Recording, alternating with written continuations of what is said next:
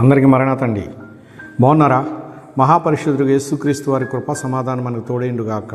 Amen. మీ అందరికీ మరణాతండి. ప్రియమైన స్నేహితులారా, దేవుని వాక్యం ద్వారా మనం మాట్లాడుకుందాం. ప్రియులారు, ఇక్కడ రోమపత్రిక 4వ అధ్యాయము మనం చూస్తే 4వ అధ్యాయంలో 7వ వచనంలో దేవుడు ఒక చక్కని మాటతో మనతో మాట్లాడుతూ ఉన్నారు. ప్రియులారా, తన పాపమునకు ప్రాయశ్చిత్తము నొందినవాడు ధన్యుడు అనే మాట ఇక్కడ మనకు కనబడుతున్నది. రోమీలకు రాసినటువంటి పత్రికలో అపోస్తలుడైన పౌలు గారు రోమా సంఘానికి రాశారు. దావీదు గారు పలికినటువంటి పలుకు ఇది అని ఆయన చెబుతూ ఉన్నారు. తన పాపమునకు ప్రాయశ్చిత్తం పొందినవాడు ధన్యుడు అని చెప్పేసి ఆయన సెలవిస్తూ ఉన్నారు.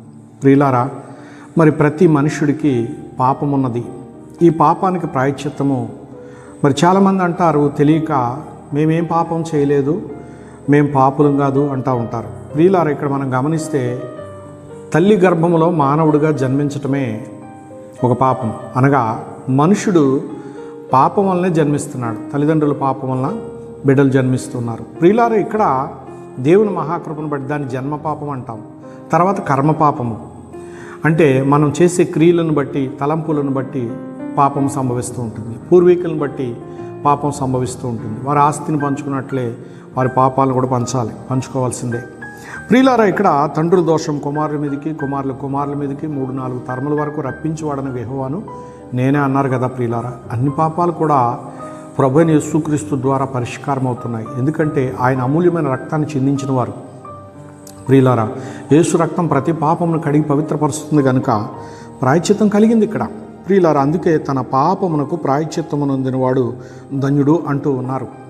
ప్రియమైన స్నేహితులారా, మనమందరము మన పాపముల నుండి ప్రాయశ్చిత్తం పొందాలి అంటే ప్రభువైన యేసుక్రీస్తు రక్తంతో కడగబడాలి. అంటే ఆయన మన కొరకు వచ్చి ఇదంతా చేశారు అని ఆయనకు మనం కృతజ్ఞులమై నమ్మి విశ్వసించి ఆయన వెంబడించటమే మనకు ధన్యత అని ప్రభు పేరట మీకు నేను తెలియపరుస్తున్నాను. ప్రియులారా, ఈ మహాదేవుని కలిగి ఉండడమే ధన్యత. ధన్యుడు దేవమానవుడు, ధన్యుడు అంటే మానవుడు దైవమానవుడు అయినప్పుడు అతడు ధన్యుడవుతాడు. దైవముతో సహవాసం లేకపోతే దైవమానవుడు కాలేడు. ప్రియులారా, ఇక్కడ నిష్కళంకమైనటువంటి అమూల్య రక్తమును చిందించిన ప్రభుతో సహవాసము మనల్ని ధన్యులుగా చేస్తుంది.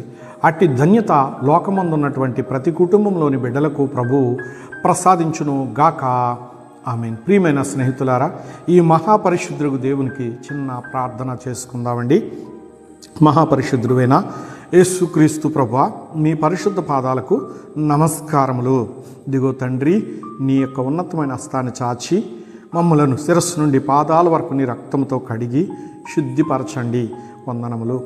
ఆయన పొందిన దెబ్బల వలన నరులు స్వస్థన్నారు. నా ప్రభు యేసు రక్తం ప్రతి పాపము కడి పరిశుద్ధపరుస్తుందన్నారు. అట్టి ప్రభు రక్తం వలన కలగవలసిన పరిశుద్ధత, పవిత్రత, విమోచన, విడుదల మాకందరికీ దయచేయమని, లోకమందున్న ప్రతి బిడ్డకు ప్రసాదించమని యేసునామమును వేడుకుంటూ మీ పాదాలకు నమస్కరించి సమర్పించున్నాను పరమ తండ్రి. ఆమేన్.